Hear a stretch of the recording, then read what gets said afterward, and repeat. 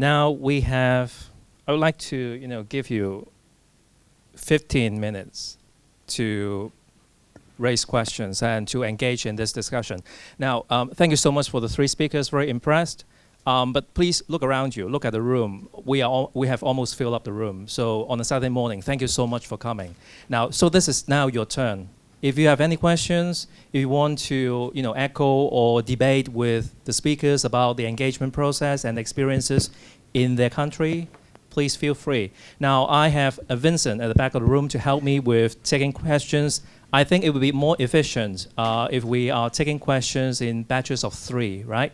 So we'll first take the first 3 questions, and then I will hand it over to the speakers to respond to those, and then we'll take another 3 questions. Okay, Bill here, and any other hands? All right. One down there, Here. another one here. Okay, right. The first 3 questions. Maybe we'll start with that gentleman. Yes. Great, thanks very much. Gavin Edwards from WWF. My question to the speakers is, when we look at Germany, Switzerland, and Italy, they've come to a very different conclusion around nuclear issues. So what are the key differences in the nuclear debate in those countries versus in France or in the UK or even in the US? Could you compare and contrast those two? Thank you, Gavin. Thank you. And Bill here. For Professor Lam,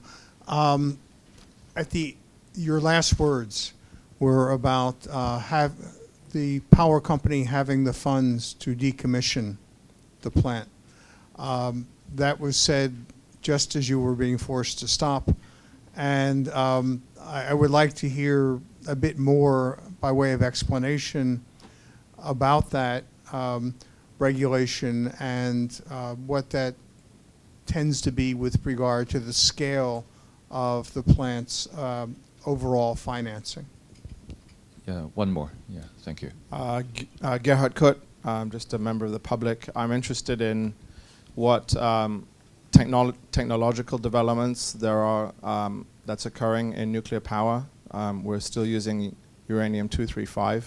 There are other more efficient ways of generating nuclear power and safer ways. So I was wondering what the process is for including or legislating for new forms of nuclear power that are available. All right, so we have Germany, Switzerland, and Italy's decision process to compare and contrast. We have decommissioning cost and investment, and also legislation about using what type of technology. So who would like to take a first step? I can. Okay, this works. Regarding the other countries' positions, first of all, every country is free of deciding of its own energy mix, and that's good. Even if there are some international regulation and recommendation coming from the International Atomic Energy Agency, the energy mix depends on the local government and should be adapted. So, okay. And this is specifically true in Europe because we have moreover the level of the European Union with its own regulation, but even amongst the European member states, each of the country decides its own energy mix. Okay, that's fine. Regarding the case of Germany, which is a special interest for France because we are going to spend money in France because of the German choice, I would like to discuss this bit more, and not 2 minutes, but 10 minutes only on this topic. The price, I'll try to pick 1 or 2 ideas. The price of electricity for the people in Germany is twice the one for the people in France. However, German people were clever because the price of electricity for the industry in Germany remains lower than the price for the households in Germany. So this is a competitivity decision, probably clever, but however, the public in Germany accepts to pay electricity twice the price that's paid in France. This is coherent with the electoral choice and the political choice they made. They have a big challenge, it's to build electric lines from the north to the south because the windmills are in the north and the consumption is in the south. So it's 1,000 kilometer high tension electricity to build with a lot of money, probably more than 1,000 million euro. And people don't accept that. They don't want the lines to go in their backyards. So they built up to now, as far as I know, 100 kilometer line out of 1,000 needed. So what's the solution? To go through the neighbors, because by chance in Europe we have a interconnected grid, and Germany as neighbor, both in the east and in the west, and we are the neighbor on one side. So the electricity comes to France, which is involved in a high level of new investment to develop its electricity grid because of that, and then go back elsewhere, probably in the south of Germany also. And it comes at times which are completely disconnected regarding the peak demand. The produced electricity of renewable, one of its characteristics is that it comes when there is some wind or some sun, but which is not obviously connected, different in California. In California, there is sun, there is an air conditioner, okay, this fits. In France, there is sun, but the heat is needed in the night. So it comes at periods where the grids do not need really it. And one of the consequences of that is that we saw recently appear some negative electricity prices on the market of electricity in Europe, because the electricity was produced, nobody needs, so people were paid to consume the electricity. Okay, so we could discuss of the German consequences on the borders a long time, and I think this will come to some crisis and perhaps to blackout in Europe in the near future. Yeah, I don't want Now, to if take I up may. too much time off for others, but any Okay. one quick words on Right. Switzerland and Italy? If I may supplement Dr. Didier's remark. Now, what Switzerland and Italy and Germany have done is what happened is their political leader make a cost-benefit analysis as well as a political. Is this on? Yes, but you have to focus on your... Right, right. I think it is a political decision as well as cost-benefit. It is well known, if you do not have a nuclear reactor accident, the financial benefit, the national security benefit is huge. But the accident, the Italy, Germany, Swiss decision came after Fukushima. The accident analysis is what we call in the business of a low probability, high consequence event. So the actuary in the insurance industry would tell you that. They would gladly collect premium from you, but if that accident happened, there's not enough money in the world to pay the claim. So the political leader make that decision. If you believe accidents are rare, by George, built nuclear power plant. If you believe they may happen to you, as in Chernobyl, 3 Mile Island, and Fukushima, then you need to hedge your bet. How do you hedge your bet? Hey, right?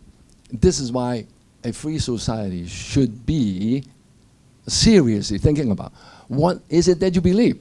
For those of us in the nuclear in the industry for so long, this is one of the major issues keep everybody awake at night. Is it going to happen? If it's not going to happen, why? But if it doesn't happen, accident doesn't happen, just be happy. Peter, I'm done. I know the professor wants to add a point, but I would like to, while you have the mic, maybe talk about the yes, decommissioning. Yes, indeed. Now, and the use of new technologies. Sure, please. No, I will talk about decommissioning, okay? New Please, technology, please. I think is Dr. Ma and Dr. Didier's forte. Go ahead. The decommissioning issue is unique in the United States. We had a federal statute mandating at the end of its life, 40 years for nuclear power plant, the site must be returned to its original configuration. So my grandchildren and your grandchildren can eat dirt there and play. Holy cow. Right now, St. Onofre just declared they will terminate the license. No, they don't terminate the license. They withdraw the license. The termination license rests with the federal government. Okay? The federal government has to approve. You cannot just walk away. Now, the approval process is how much money do you have saved for decommissioning? Do you know how much money they have saved? They have saved close to $3,000 million. And you know what happened? I just get a call from the governor's office. Okay, before I came here, they don't have enough money. They need two more $1,000 million. What the issue is, who has jurisdiction to mandate that money, and who should pay for it? I hope that answers your question. Legislation on using new technology. Professor Didier, anything you want to add? This is just one point that I would like to add in response to the gentleman's question about why countries differ in their nuclear choice or decisions. I think from our study, we found that the contextual factors, which is about trust, the trust aspect is very important. In a way, countries or cities, they differ a lot in their trust in the government in different aspects. One is trust in motives. The second one is trust in transparency. And the third aspect is trust in the competence. Like what Peter mentioned, whether the government is capable enough to handle the liability in really things goes wrong. That is kind of the trust factors that in between. And already the technologies, the aspect. Of course, there are some research conducted in the international community to develop the future generation, they call it Generation 4, of nuclear reactor, and then even for the longer future, the fusion process with the ITER demonstration facility, which is being constructed now in France. But I think what's more important for the public is, well, to know that there are some research to develop some new generation. Indian people and some internationals also are looking for using thorium instead of uranium for the future of reactors. Okay, there are some research. But what's very important in the frame of this topic of public engagement is what is working now, what is being operated at an industrial level in the countries, and what is being operated up to now is two kinds mainly of reactors, boiling and pressurized water reactors. Most of the reactors being operated up to now are, say, Generation 2 reactors. And the one which are being built now, and for sure all the one which are going to be built after the lessons from Fukushima will be, say, Generation 3 reactors, which is the same physics, the same basic principles, but taking into account in the design the lessons from the previous accidents, 3 Mile Island, Chernobyl, and in the future, Fukushima, for improved requirements of safety, of operation, and robustness. So, just to comment a little bit on what Peter says, regarding the responsibility of the government, do you bet that an accident can occur or do you bet not? This is not a good question, Peter, I'm sorry to say that. The French Safety Authority, with 58 reactors operating and more than 1,400 years experience of operating cumulated, always says, and I think they're right, we can never be sure that an accident will not occur, okay? Because this is physics, and none of the physics of the human activities can never ensure that no accident will occur. This means that inside the reactor, the core can melt. The real issue is how to be sure that as it is managed, it has no consequences on the people, the health, and the environment. And we saw in Fukushima that Generation 2 reactor this time, it could have some consequences on the environment and on the people outside, even if there were no deaths. So the real challenge is not to bet on either an accident. The real challenge is to be sure that the technologies, not for the longer future, but for now, that being built, ensure, and it's not a probability question, it's a management of the accident question, that in the case of accident inside the plant, there is no consequences on the environment, on the health outside. So it's a question of robustness of the design. Merci. 我想睇下可唔可以一次過舉晒嘅時候。Can I have a show of hands at everyone? so that I know where are the questions. Possibly we can take another 10 minutes. So we have 4. Yes, this is the last 4 questions. So maybe Okay. this is the last 4 questions. Sorry Okay. about that. You go first. Well, but I mean, obviously during coffee break, you can engage the speakers as you wish, okay? So hello, I'm Macy, a Hong Kong U law student. I have a question for Dr. Lam. Would you mind sharing with us one of the most interesting cases that you came across when you were a judge? Interesting meaning. Interesting to talk about. All right. Okay. Maybe challenging. Maybe I don't know. And there's a questions over here. Michael here. Michael, thank you. This is Dr. Xu. No problem. I have a question to Didier. France builds a lot of, as you have shown in the photo, France builds a lot of nuclear power stations along the border. And how does the French government consider your neighbors? And how about your neighbors think about your plan about nuclear energy? Neighbors, interesting cases. And the gentleman here. Daphne, you mentioned the UK Sustainable Development Commission as playing an important role. It's been abolished, hasn't it? By the So the question is why and what replaces it?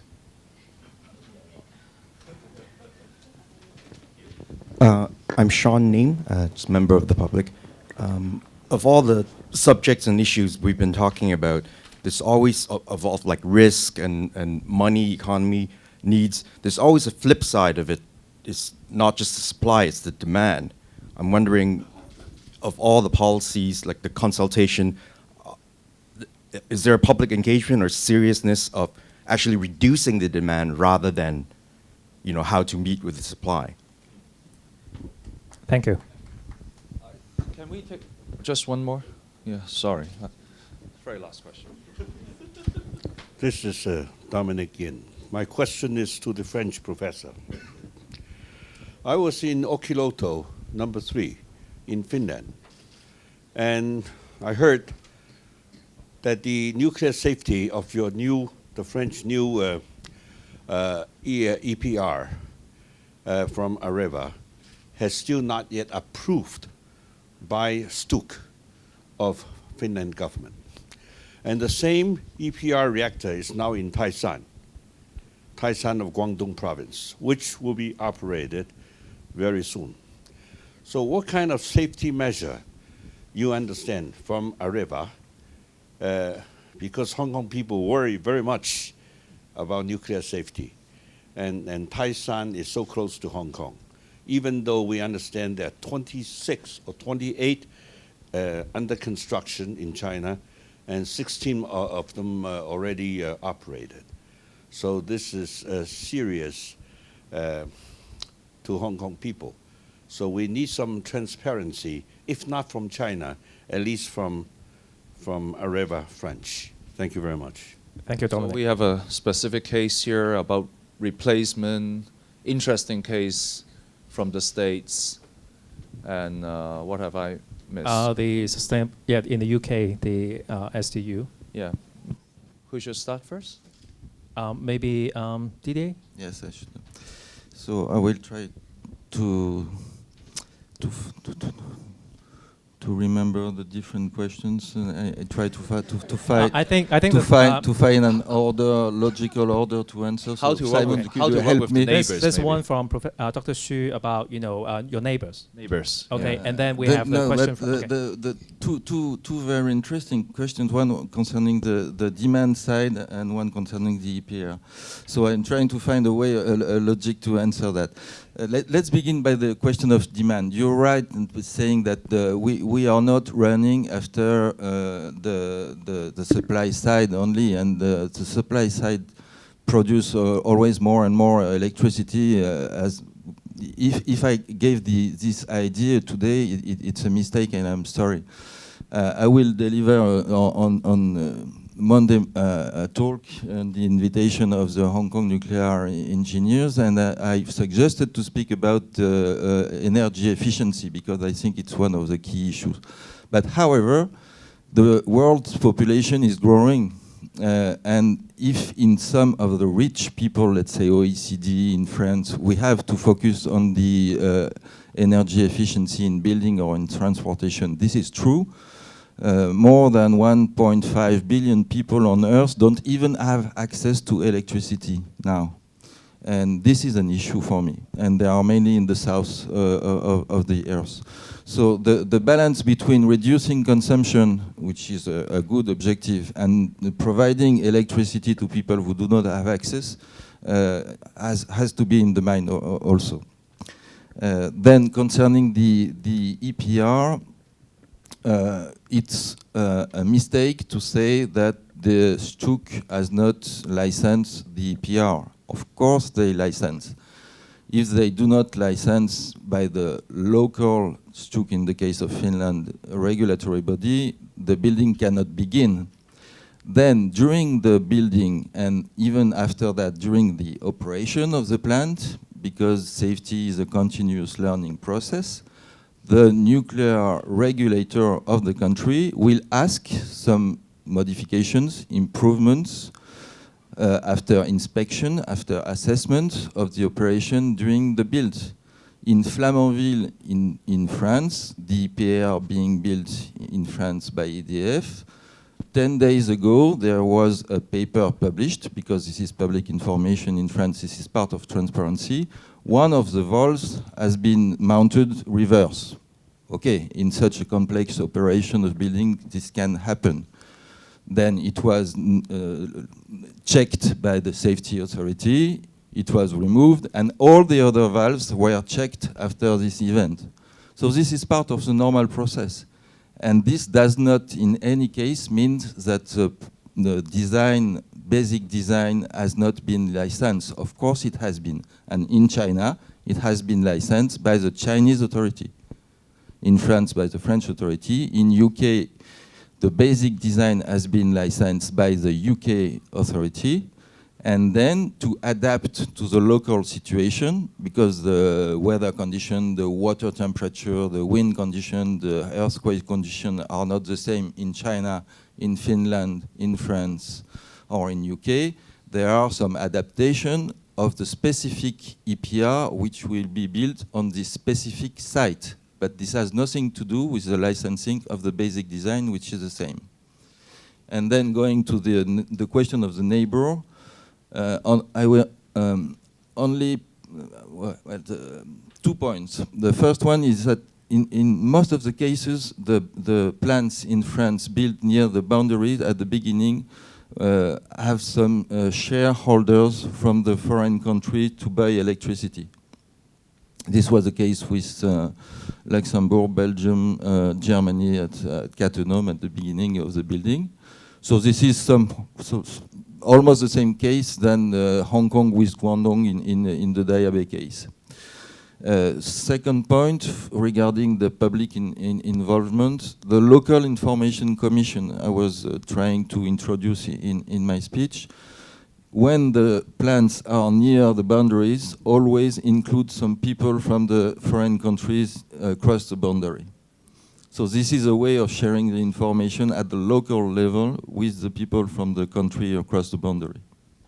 There's a question of replacement and also US interesting case. Peter, very quickly. What was the question again on replacement? Who was the gentleman here, right?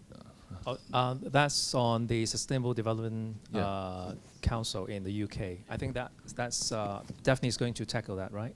Yeah. Right. Yes, but maybe Peter first. Peter first. Interesting experience. Let me answer the charming woman's question. I really loved your question. You see, I thought my legal decision were only read by 2 persons on each case. The opposing counsel. Okay? Nobody else bothered to read it. Right? Once I make a decision, it's binding on the federal government. Now, it goes back to what Didi had said. Didi said, sure, we will make sure it is as safe as possible. Now, we've been in this business for 60 years in the United States. Of course, Didi is right. We will make it as safe as practicable. We even develop safety goals. We even assign the value of a human being's life. Okay, but let me share with you one interesting case that will eliminate what Dr. Didier's point. We'll make it as safe as possible. One case that was before me was there was a military site with 10,000 F-16 flights over a nuclear waste storage proposal facility. The opponents say, wait a minute, it does not meet our very preliminary safety standard of this aircraft falling off the air and hitting the storage facility. Right? There's a 4-factor formula saying how many fly, because it's so vulnerable. These are F-16, United States Air Force, single-engine aircraft. And they had a propensity of falling out of the sky because it's one lousy engine. And you're a 25 years old Top Gun, okay, manning a $10 million aircraft, and that engine quit on you. Rule number 1, start it, restart it. Rule number 2, when it hit 4,000 square feet, bail. Why? We in the United States Air Force value the pilot's life more than the aircraft. Guess what? We had over 200 failures, crashes. Half the time, the pilot do not eject at 4,000 feet. Why? He's saying, I am the Top Gun. I fly F-16. I want to save it. And jeopardize their own life as well as the aircraft. Because if you eject at below 4,000 square feet, the ejector seat can kill you. What is the point here? The point is the proponents say, Judge Lam, the United States Air Force pilots are patriotic. And so I say, well, sure, everybody's patriotic here. What's your point? Oh, when the single engine failure, he would try to steer away from the nuclear facility. Now, the proponent, this is the proponent's major argument. They pop 2 United States Air Force general, a brigadier general, 2-star, and a major general, a 3-star, to testify in front of me. I say, General, I do not doubt your patriotism. I do not doubt the analysis. But the record before me is this guy do not bail. They want to save the aircraft. How the heck are they going to, switching the single engine key and see the facility and steer away from it and also push the ejector button to save the behind, right? Sure, everybody means well. Let's make it as safe as possible. But hey, man, there is a point in time. Let us do not rely on that principle. Let us assume, go back to the nuclear insurance actuary. I don't care if it happens or not. Tell me what is the estimate of it happening. Right? Come up with a number so I can do my actuary analysis and raise money. Thank you, Peter. Definitely, very quickly, responding to Robert's questions, yeah. Why the Sustainable Development Commission was dissolved. Yeah, if I remember correctly, it was dissolved back in year 2011, around that time. But indeed, we did not take out why it was dissolved. And then my guess is that maybe the UK government had another institutional arrangement for a body to perform maybe even better functions, I hope. Yeah, I'm not sure. Maybe you have better ideas. All I know is as part of the change in government, they were getting rid of a lot of these frangos, what they call them. Yeah. It was one of the ones that got killed at that point, and I don't know what's replaced it. Yeah, I would take it out and then make sure that I will let you know if I find out anything useful. But why that commission caught our attention is that it seems that it did perform quite effectively an independent advisory role for the government on sustainability issues. It was resourceful and have good membership. And then it was so resourceful that on the nuclear issue, it conducted a series of 8 studies on nuclear, on different aspects. And then based on those studies, it worked out, formulate its own position on nuclear, and then give it to the government, hey, this is our advice to you. Take it or not is your final decision, but I do have my view on that, and then that is based on evidence that we have found out. And then that is the, to our researchers, found out is a quite and very important role, critical role played by that commission. Thank you. Thank you, Daphne. Now, I think, I can tell you all enjoy this Q&A session. So please give another round of applause to the speakers. And we are slightly behind schedule. I can tell some of you need a coffee after the F-16 and failed engine story. But this is also a moment of trust. Now, can I trust you? You will come back in 15 minutes by 10:35. Please come back into the room with your coffee and maybe the refreshment outside, because we want to work you hard after coffee. So please be punctual. 10:35. Thank you very much.